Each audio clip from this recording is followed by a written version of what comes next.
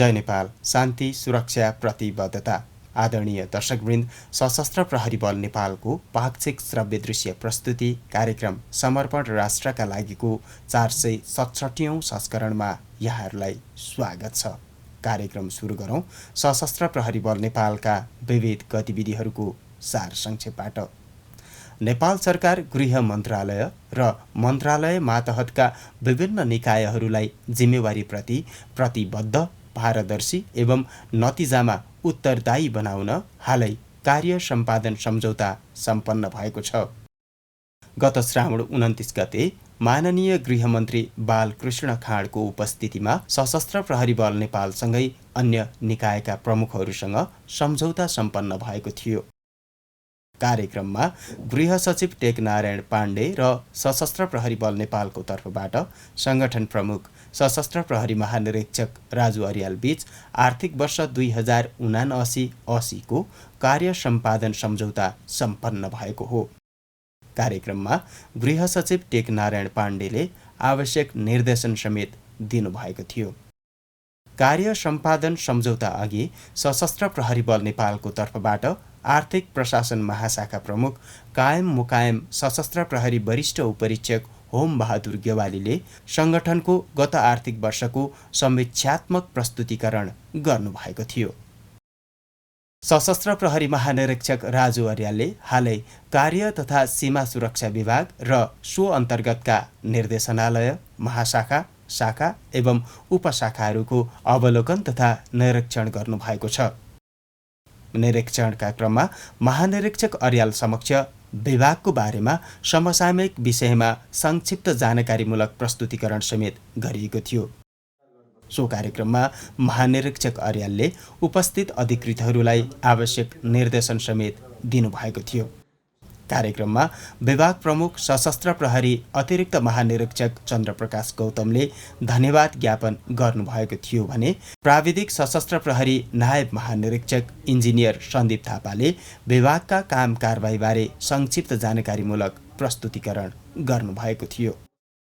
सशस्त्र प्रहरी महानिरीक्षक राजु अर्यालले मध्य प्रदेश स्थित सशस्त्र प्रहरी बल नेपाल नम्बर 2 छिन्नमस्ता बाहिनी मुख्यालय र सो मातहतका विभिन्न इकाइहरूको निरीक्षण तथा अवलोकन गर्नुभएको छ। निरीक्षणका क्रममा महानिरीक्षक अर्यालले आसन्न प्रतिनिधि तथा प्रदेश सभा सदस्य निर्वाचनलाई निष्पक्ष एवं भयरहित तवरले सम्पन्न गराउनका लागि सुरक्षाको भरपर्दो वातावरण निर्माण तयारीमा जुट्न समेत उपस्थित अधिकृतहरूलाई निर्देशन दिनुभएको थियो। भ्रमणका क्रममा महानिरीक्षक अर्याल सप्तरी स्थित नेपाल एपीएफ ठाकुदेवी जोगेन्द्र भगत स्कुल पुग्नुभई स्कुलमा अध्ययनरत विद्यार्थीहरूसँग अन्तर्क्रिया समेत गर्नुभएको थियो। यसअघि जनकपुरमा नेपाल प्रहरी र सशस्त्र प्रहरी बल नेपाल बीच शान्ति सुरक्षामा समन्वय, सहकार्य र सहयोग सम्बन्धी छलफल तथा अन्तर्क्रिया आयोजना भएको थियो। नेपाल प्रहरीका संगठन प्रमुख प्रहरी महानिरीक्षक धीरज प्रताप सिंह र सशस्त्र प्रहरी बल नेपालका संगठन प्रमुख सशस्त्र प्रहरी महानिरीक्षक राजु अर्याल लगायत दुवै सुरक्षा निकायका अधिकृतहरूको उपस्थितिमा गत श्रावण 31 गते उक्त छलफल तथा अन्तर्क्रिया कार्यक्रम सम्पन्न भएको थियो। सशस्त्र प्रहरी बल नेपालका अधिकृतहरूलाई विविध विषयहरूबारे प्रशिक्षण गराउने कार्यको निरन्तरता स्वरूप हालै स्वदेशी तथा विदेशी पाहुनाहरूको सामु प्रस्तुत हुँदाको शिष्टाचार, ड्रेस कोड, कूटनैतिक मर्यादा र टेबल म्यानर विषयमा प्रशिक्षित गराइएको छ।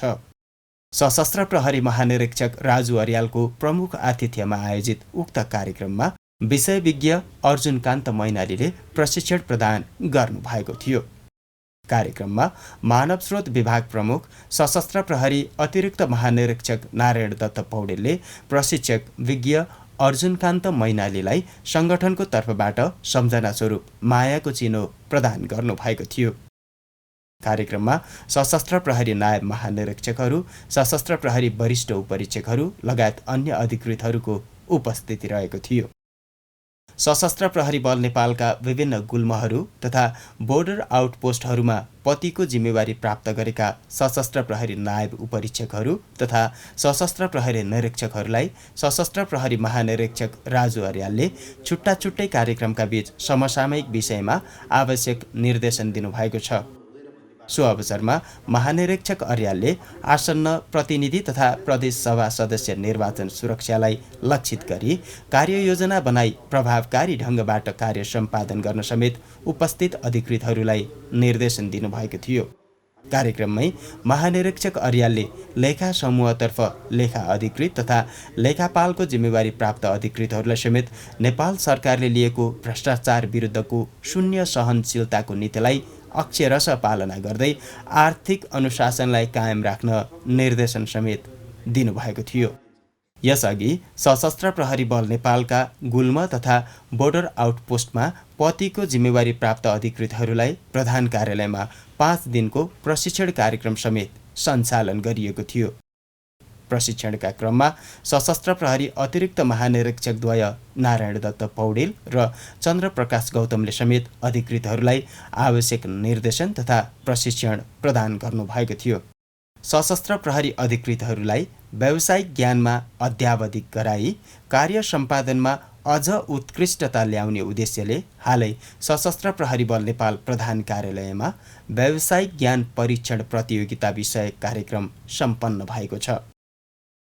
मानव स्रोत विभाग प्रमुख सशस्त्र प्रहरी अतिरिक्त महानिरीक्षक नारायण दत्त पौडेलको प्रमुख आतिथ्यमा गत श्रावण 31 गते आयोजित उक्त प्रतियोगितामा सशस्त्र प्रहरी बल नेपाल प्रधान कार्यालय अन्तर्गत सशस्त्र प्रहरी महानिरीक्षकको सचिवालय, मानव स्रोत विभाग, कार्य तथा सीमा सुरक्षा विभाग र राष्ट्रिय सशस्त्र प्रहरी बल प्रशिक्षण प्रतिष्ठानबाट गरी कुल 4 समूहको सहभागिता रहेको थियो। प्रतियोगितामा सशस्त्र प्रहरी महानिरीक्षकको सचिवालय समूह विजयी भएको थियो। कार्यक्रममा अतिरिक्त महानिरीक्षक पौडेलले विजयी समूहलाई पुरस्कार तथा प्रमाणपत्र वितरण गर्नुहुँदै उपस्थित सम्पूर्ण अधिकृतहरूलाई आवश्यक निर्देशन समेत दिनुभएको थियो। कार्यक्रममा सशस्त्र प्रहरी वरिष्ठ उपरीक्षक नरेन्द्र सेनले प्रतियोगिता सम्बन्धी प्रतिवेदन प्रस्तुत गर्नुभएको थियो। कार्यक्रमलाई लाइभ भिडियो स्ट्रिमिङ मार्फत देशभरका एपीएफ इकाइहरूमा प्रत्यक्ष प्रसारणको व्यवस्था समेत मिलाइएको थियो। यसै गरी सशस्त्र प्रहरी बल नेपालका विभिन्न वाहिनीहरूमा समेत गत श्रावण 30 गते उक्त प्रतियोगिता सञ्चालन भएको वाहिनीहरूले जनाएका छन्। सीमा सुरक्षा, विपद प्रतिकार्य एवं आम नागरिकको सेवा प्रवाह लगायत अन्य गतिविधिहरूलाई समयानुकूल थप चुस्त, दुरुस्त र प्रभावकारी बनाउँदै लैजाने उद्देश्य अनुरूप सशस्त्र प्रहरी बल नेपाल प्रधान कार्यालयमा सीमा समन्वय कक्ष र विपद समन्वय कक्ष स्थापना गरिएको छ। उक्त कक्षहरूको कार्य तथा सीमा सुरक्षा विभाग प्रमुख सशस्त्र प्रहरी अतिरिक्त महानिरीक्षक चन्द्रप्रकाश गौतमले गत श्रावण 25 गते उद्घाटन गर्नुभएको थियो। सशस्त्र प्रहरी बल नेपाल नम्बर 5 विन्ध्यवासिनी वाहिनी मुख्यालय रूपन्देहीमा सञ्चालित सिसम 320 हुल तथा दङ्गा व्यवस्थापन तालिमको सोही वाहिनीका वाहिनीपति सशस्त्र प्रहरी नायब महानिरीक्षक कुलबहादुर नेमुवाङले प्रशिक्षार्थीहरूलाई पुरस्कार तथा प्रमाणपत्र प्रदान गर्नुहुँदै अन्तिम प्रवचन गर्नुभएको छ। राष्ट्रिय सशस्त्र प्रहरी बल प्रशिक्षण प्रतिष्ठान मातातीर्थमा सञ्चालित सिसम 14 सशस्त्र प्रहरी निरीक्षक अल्पकालीन आधारभूत तालिमको प्रतिष्ठानका कार्यकारी निर्देशक सशस्त्र प्रहरी नायब महानिरीक्षक कालिदास धौबजीको प्रमुख आतिथ्यमा प्रथम प्रवचन कार्यक्रम सम्पन्न भएको छ। यसअघि राष्ट्रिय अनुसन्धान विभागका अधिकृतहरूका लागि प्रतिष्ठानमा सञ्चालित 20औं अनुसन्धान अधिकृत आधारभूत तालिमको समापन कार्यक्रम पनि कार्यकारी निर्देशक नायब महानिरीक्षक धौबजीको प्रमुख आतिथ्यमा सम्पन्न भएको प्रतिष्ठानले जनाएको छ। सशस्त्र प्रहरी बल नेपाल प्रधान कार्यालयमा हालै सशस्त्र प्रहरी सहायक निरीक्षक पदबाट सशस्त्र प्रहरी नायब निरीक्षक पदमा बढुवा हुनुभएका जुनियर अधिकृतहरूलाई प्राविधिक सशस्त्र प्रहरी नायब महानिरीक्षक इन्जिनियर सन्दीप थापा र सशस्त्र प्रहरी नायब महानिरीक्षक विदुर खड्काले प्रधान कार्यालयमा आयोजित छुट्टा छुट्टै कार्यक्रमका बीच दर्जानी चिन्ह प्रदान गर्नुभएको छ। सूचना सूचना सूचना। सामाजिक सेवाका कार्यहरूमा निरन्तर क्रियाशील सशस्त्र प्रहरी परिवार महिला सङ्घले सशस्त्र प्रहरी बल नेपालमा कार्यरत बहालवाला अवकाश प्राप्त तथा अमर सशस्त्र प्रहरी राष्ट्रसेवकका सन्ततिहरूलाई शिक्षाका लागि छात्रवृत्ति उपलब्ध गराउने उद्देश्यले निजी तथा आवासीय विद्यालय अर्गनाइजेसन प्याप्सनलाई अनुरोध गरी प्याप्सन केन्द्रीय कार्य सम्पादन समितिको मिति 2079 साल श्रावण 4 गतेको निर्णयले हाललाई कक्षा 11 र 12मा अध्ययन गर्ने बहालवाला अवकाश प्राप्त तथा अमर सशस्त्र प्रहरी राष्ट्रसेवकका सन्ततिहरूलाई निम्नानुसारको मापदण्डमा रहेर छात्रवृत्ति उपलब्ध गराउने निर्णय गरेको छ। अमर सशस्त्र प्रहरीका सन्ततिहरूलाई भर्ना तथा मासिक शुल्कमा 100% छुट दिने। बहालवाला र अवकाश प्राप्त अधिकृत तहभन्दा तल्लो दर्जाका सशस्त्र प्रहरी परिचरदेखि सशस्त्र प्रहरी वरिष्ठ नायब निरीक्षकका सन्ततिहरूलाई भर्ना तथा मासिक शुल्कमा 50% छुट दिने। एक विद्यालय एक छात्रवृत्ति प्रदान गर्ने र एक विद्यालयमा एक भन्दा बढी विद्यार्थी भर्ना हुन आएमा प्रतिस्पर्धा गराई उत्कृष्ट एकजनालाई योग्य मानी यो सुविधा प्रदान गरिने। छात्रवृत्तिमा पढाउन चाहने अभिभावकले विद्यालयले माग गरेको कागजात उपलब्ध गराई निवेदन पेश गर्नुका साथै सशस्त्र प्रहरी परिवार महिला सङ्घको सिफारिस अनिवार्य पेश गर्नुपर्ने। यसअघि महिला सङ्घले आफ्नो स्थापनाको 21औं वार्षिक उत्सवको अवसरमा सशस्त्र प्रहरी राष्ट्र सेवकहरू तथा निजहरूका आश्रित परिवारजनलाई स्वास्थ्य उपचारमा सघाउ पुर्याउने उद्देश्यले Chitwan medical college Bharatpur, Nepal cancer अस्पताल Harisiddhi Lalitpur, Kathmandu cancer centre Tathali Bhaktapur, Birat medical college teaching hospital Biratnagar र lord Buddha education academy limited Nepalgunj medical college बाँकेसँग समन्वय तथा सहकार्य गरी स्वास्थ्य सेवामा अधिकतम 25% छुट दिलाउने व्यवस्था मिलाएको समेत सूचित गरिन्छ। सशस्त्र प्रहरी परिवार महिला सङ्घ केन्द्रीय कार्यालय हलचोक काठमाडौँ। दर्शकवृन्द, कार्यक्रममा अब विपद व्यवस्थापन सम्बन्धी गतिविधिहरू। सशस्त्र प्रहरी बल नेपाल नम्बर 1 बराबाहिनी मुख्यालय सुनसरी तथा सो मातहतका विभिन्न इकाइहरूबाट परिचालित टोलीले अन्य निकायसँगको सहकार्यमा अविरल वर्षाका कारण सप्तकोशी नदीमा आएको बाढीबाट प्रभावित उदयपुर जिल्ला बेलका नगरपालिका वडा नम्बर 1, 2, 3, 8, 9 र सुनसरी जिल्ला पराक्षेत्र नगरपालिका वडा नम्बर 6 र 9 स्थित श्रीलङ्का टापु लगायत विभिन्न स्थानका पीडित नागरिकहरू खाद्यान्न, लत्ता कपडा लगायतका सामग्री एवं पशु चौपायालाई सुरक्षित स्थानमा स्थानान्तरण गरेको सशस्त्र प्रहरी बल नेपाल नम्बर 5 गण उदयपुरले जनाएको छ। गत श्रावण 27 गते गोसाइकुण्ड तीर्थयात्राका क्रममा लेकलागी बेहोस भएका 3 जनालाई सशस्त्र प्रहरी बल नेपाल नम्बर 20 गुल्म रसुवाबाट खटिएको टोलीले उद्धार गरेको गुल्मले जनाएको छ। सिन्धुपाल्चोक जिल्ला चौतारा साँगाचोक गढी नगरपालिका 10 सुकुटे नजिक 65 किलो भन्ने स्थानमा सडकमा गुडिरहेको ब्रेजा गाडी सुनकोशी नदीमा खसी भएको दुर्घटनामा घाइते भएका चालकलाई सशस्त्र प्रहरी बल नेपाल नम्बर 16 गण सिन्धुपाल्चोकबाट खटिएको टोलीले उद्धार गरी उपचारका लागि धुलीखेल अस्पतालतर्फ पठाएको गणले जनाएको छ। सशस्त्र प्रहरी बल नेपाल बोर्डर आउटपोस्ट राजापुरबाट खटिएको टोलीले बर्दिया स्थित गेरुवा गाउँपालिका र राजापुर नगरपालिकाको सिमानामा रहेको मैला नालाबाट डुबिरहेको अवस्थामा एकजनाको शव उद्धार गरी पोस्टमार्टमको लागि प्राथमिक स्वास्थ्य केन्द्र राजापुरमा पठाएको छ।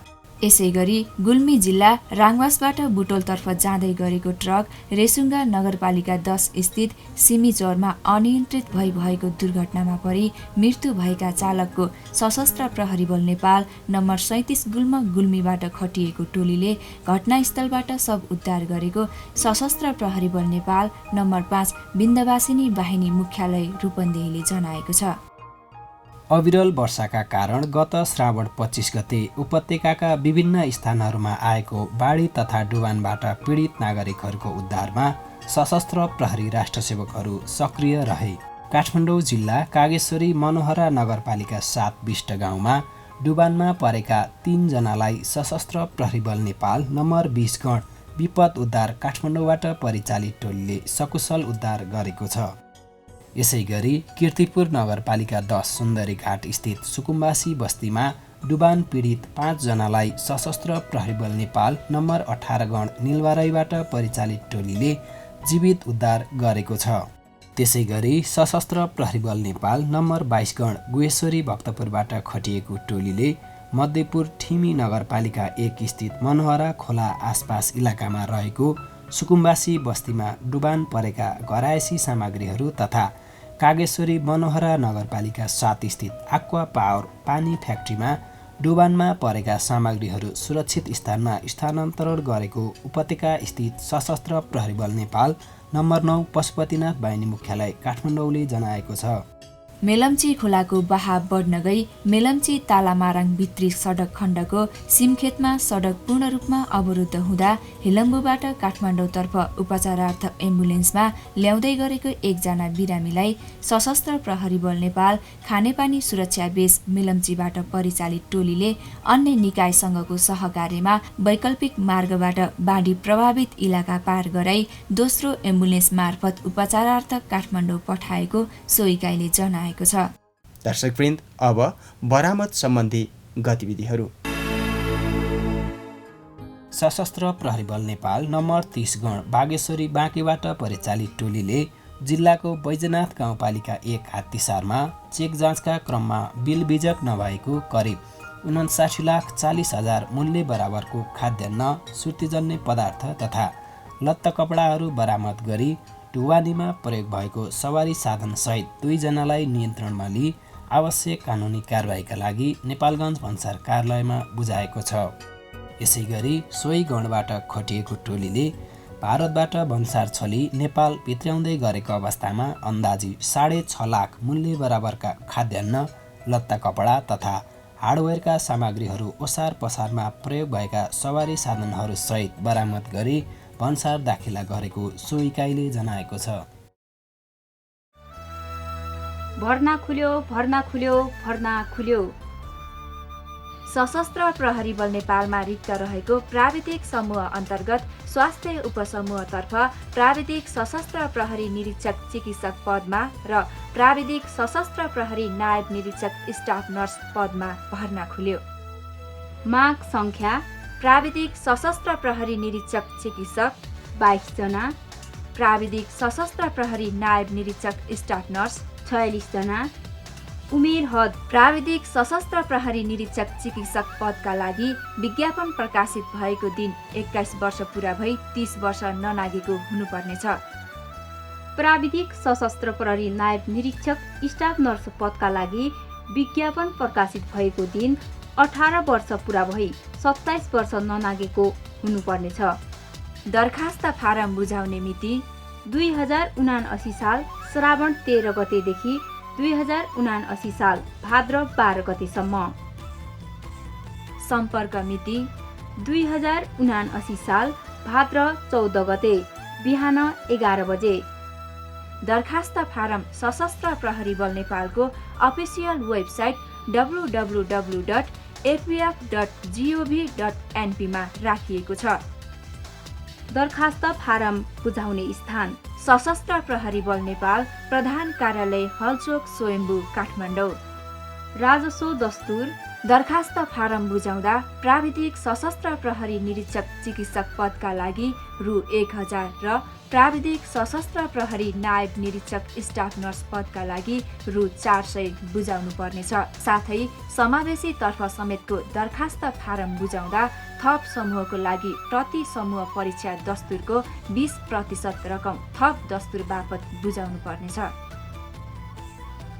आवश्यक न्यूनतम शैक्षिक योग्यता प्राविधिक सशस्त्र प्रहरी निरीक्षक चिकित्सक पदका लागि मान्यता प्राप्त शिक्षण संस्थाबाट MBBS उत्तीर्ण वा सो सरह उपाधि प्राप्त गरी नेपाल मेडिकल काउन्सिलमा दर्ता भएको हुनुपर्नेछ। प्राविधिक सशस्त्र प्रहरी नायब निरीक्षक स्टाफ नर्स पदका लागि मान्यता प्राप्त शिक्षण संस्थाबाट सम्बन्धित विषयमा कम्तीमा प्रमाणपत्र तह वा सो सरह उपाधि प्राप्त गरी नेपाल नर्सिङ काउन्सिलमा दर्ता भएको हुनुपर्नेछ।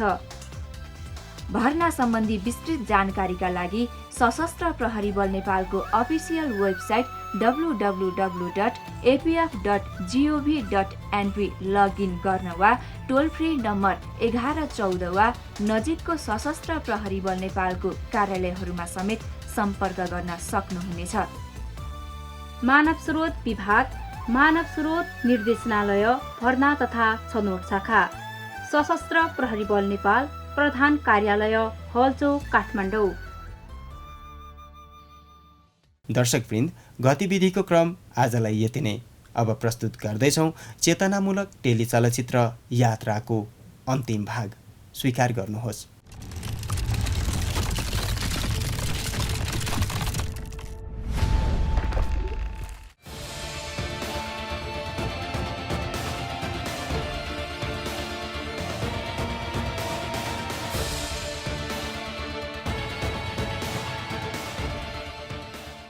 अब यो विषयमा विद्युतीय कारोबार, बैंकिङ कसुर, साइबर अपराध लगायतका कानुनहरू आकर्षित हुने भएकोले सम्बन्धित पक्षहरूसँग सरसल्लाह गरी अपराधमा समूहलाई पक्राउ गरी कानुनी दायरामा ल्याउनु पर्दछ। अनि हाम्रो गुमेको पैसा पनि फिर्ता लिनुपर्छ। अनि भावना, तिम्रो तयारी कस्तो चल्दैछ त? सशस्त्र प्रहरीमा भर्ना हुने राम्रोसँग पढ है। तिम्रो त पढाइ पनि राम्रो छ, राम्रो गर नि। कविताले के गर्छ कुन्नी, किताब त लिएर बसेकी छे। कहाँ तयारी गर्नु नि दाइ, सर्ट रनिङमा पास हुन सकिन छे।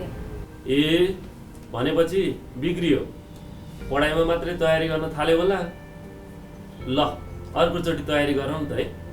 शारीरिक अभ्यासको पनि राम्रोसँग तयारी गर्नुपर्छ रे। अस्ति मात्र हामी दाजुबहिनी सन्तोष भन्ने नयाँ आउनु भएको इन्सपेक्टर साहबलाई भेट्न गएका थियौँ। हामीले उहाँलाई भेट्दा धेरै कुराहरू भन्नुभएको थियो यो भर्ना सम्बन्धी विषयमा। दाइ, फेल त म भइसकेँ, त्यही पनि मेरो लागि एकचोटि कोसिस गरिदिनुहोस् न। बरु अहिले नै गरिदिइहाल्नु न। लौ कुरा चाहिँ गरिदिउँला, हुने नहुने चाहिँ मलाई थाहा छैन है। हुन्छ दाइ।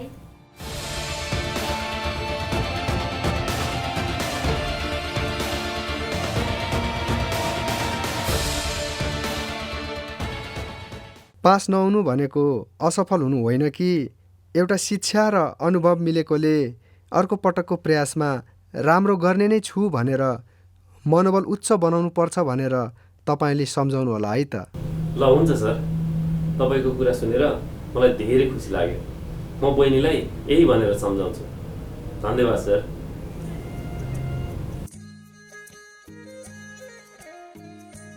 होइन, के भएछ सन्तोष साहब? कोही फेल भएछ कि क्या हो? हजुर सर, कार्यालय हाजिर हुन आउने दिन बाटोमा एकजना मानिससँग भेट भएको थियो। कुराकानीकै क्रममा पछि उहाँसँग मित्रता हुन पुगेको थियो। मैले पनि बी पढेको र उसको बहिनीले पनि बी पढ्दै गरेको भएर अलि आफ्नै सोचेर बेला बेलामा भेट्न आइरहन्थे। उसको बहिनीको सरकारी जागिर खाने ठुलो रहर भएको हुनाले सशस्त्र प्रहरी बल नेपालमा भर्ना खुल्दा आवेदन दिएकी रहेछिन्। ए अनि फेल भइछिन् कि क्या हो?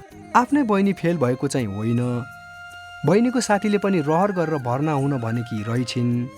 अनि लामो दौडमा परीक्षामा पास हुन नसकेकोले मिलाइदिनु न भन्दै आशा राख्दै फोन गरेका रहेछन्। ए ठिक भनेर सम्झाउनु भयो तपाईँले। कतिपय आम सर्वसाधारणहरूमा भन्छुन् भन्ने कुराको भ्रम छ है अझै पनि। यस्ता कुराहरू गलत अनि वाह्यत हुन् भनेर तपाईँ हामीले नै हो आम सर्वसाधारणलाई सम्झाउनु पर्यो। बुझ्नेले त कहिल्यै सिफारिस पनि गर्दैन। अनि नबुझ्ने मान्छेहरूलाई यस्ता कुराहरू हामीले सरल तरिकाबाट सिकाएर सम्झाउन अनि बुझाउन सक्नुपर्दछ। एकछिन है सन्तोष साहब, साथीको फोन आयो। हुन्छ sir. Hello. Dipak, good morning. के छ हाल खबर? अनि अस्तिको समस्या समाधान भयो त तिम्रो? यार मिल्यो नि। तिमी कहाँ आएर सल्लाह लिएको धेरै काम लाग्यो। तिमीलाई भेटेर समस्या राख्ने आइडिया विवेकले दिएको हो नि। तिमीले सल्लाह दिएकाले समयमै गएर स्थानीय प्रहरीमा उजुरी दिएँ। अनि यस्तो किसिमको समस्या त अहिले मलाई मात्रै होइन नि, धेरैलाई परेको रहेछ। के रे अरूलाई पनि यस्तो समस्या परेको रे? यार, धेरै मान्छेको फेसबुक मेसेन्जर ह्याक गरेर धेरैजनासँग पैसा लिएको रहेछ नि त्यो ह्याकरले। ठुलै गिरोह नै थियो कि के हो? होइन यार, एउटा आइटी गर्दै गरेको केटाले गरेको रहेछ नि, भर्खर 20-21 वर्षको। ओहो, आइटी गर्दै गरेको केटोले प्रविधिको गलत प्रयोग गरेछ। हेर त दुर्भाग्य। त्यस्तो गलत प्रयोगमा लगाउने उसको दिमागले सही काम गरेको भए कति राम्रो हुन्थ्यो होला। अनि कसरी पत्ता लागेर पक्राउ गरेको रहेछ त? त्यो केटाले प्रविधिको दुरुपयोग गरेर अर्काको एकाउन्ट त ह्याक गरेछ, तर पैसा पठाउनको लागि उसले आफ्नै आमाको ब्याङ्क खाता नम्बर दिएको रहेछ। मैले प्रहरी कहाँ उजुरी गर्दा त्यो खाता नम्बर टिपाएको थिएँ। स्थानीय प्रहरीले सम्बन्धित ब्याङ्कमा गई अनुसन्धान गर्दा आमालाई भेटेर सोधपुछ गरेछ। एटिएम मेसिनको सिसिटिभी फुटेज हेर्दा आमाले पैसा निकाल्दै गरेको भिडियो देखेपछि प्रहरीले आमालाई पक्रेछ। अनि सोधपुछ गर्ने क्रममा परिवारको विवरण खोतल्दै जाँदा आफ्नै छोरा आइटी गर्दै गरेको भनेपछि सहजै पत्ता लागेछ। त्यही भएर संलग्न व्यक्ति पक्राउ परेको छ। आमा नपढेकी रहेछिन् सोझी एटिएम मेसिनमा पैसा निकाल्न भन्दै पठाउँदो रहेछ आमालाई। त्यत्रो पैसा कहाँबाट ल्याएको, यतिका पैसा मेरो खातामा कसरी आयो भनेर सोधेकी पनि रहेछन् आमाले। अनि के भनेछ त छोराले? साथीहरूले पठाइदिएका भनेपछि आमाले विश्वास गरेर एकपटक 10,000 झिकेर दिएकी रहेछन्। त्यसपछि भने पैसा झिकेको रहेनछ। त्यसैले सबैको पैसा फिर्ता त हुन्छ, तर केही कानुनी प्रक्रिया पुरा गरेर फिर्ता दिने भनेका छन् रे। जोस् मलाई चाहिँ खुसी लागेको छ बल्ल। भनेपछि समातियो संलग्न व्यक्ति चाहिँ? पहिला पनि उसको आमाले शङ्का लागेर केरकार गरेकी रहेछन्। पैसा कसले, किन, केका लागि पठाएको भनेर सोद्धा राम्रो जवाफ नदिएपछि कतै गलत काममा लागिरहेको त छैन भनेर अनुमान पनि लगेको रहेछन्। तर आफ्नो छोरा सोझो देखिने, घर बाहिर निस्कन पनि नमान्ने, साथीहरूसँग पनि त्यति घुलमिल नहुने र पढाइ पनि राम्रो गर्ने भएकाले शङ्का हटेर गएको रहेछ। त्यस्तो कलिलो उमेरको मान्छेले शिक्षाको दुरुपयोग नगरेको भए राम्रो हुन्थ्यो। अनि विवेकलाई पैसा फिर्ता हुँदैछ भनेर खबर गरिदियौ त तिमीले? अघि नै खबर गरिसकेँ। ऊ पनि खुसी भएको छ।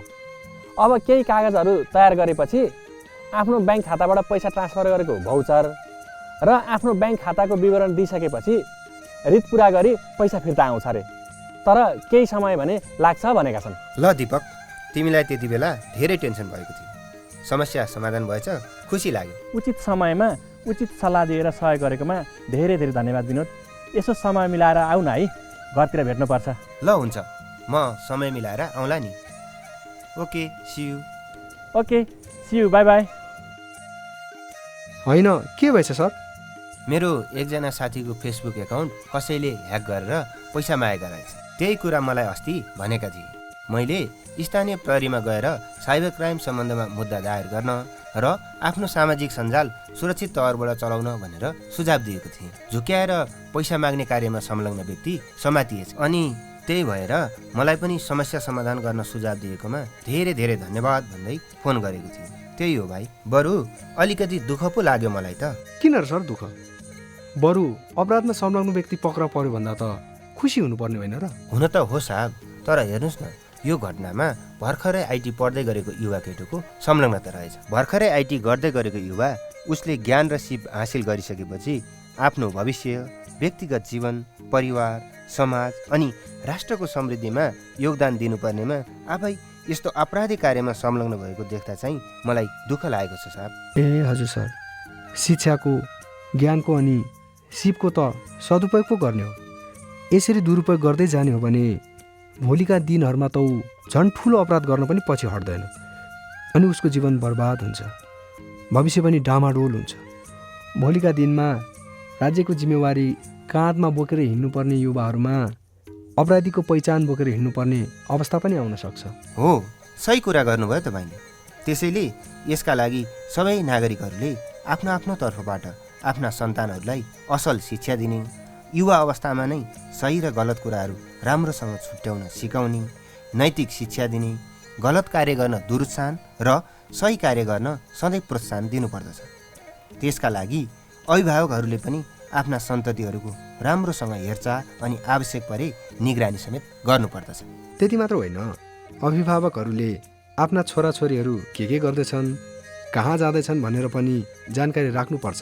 उनीहरूका शिक्षक शिक्षिकाबाट, नजिकका साथीभाइहरूबाट अनि ती साथीभाइहरूका पनि परिवारजनबाट फिडब्याक लिने दिने गर्नाले उनीहरूको बारेमा जान्नको लागि थप सहज हुन्छ, होइन र सर? एकदम हो सन्तोष साहब। अब खाना खाने समय पनि हुनै लाग्यो। खाना खाएर अफिस जानुपर्छ। जाउँ मेसतिर।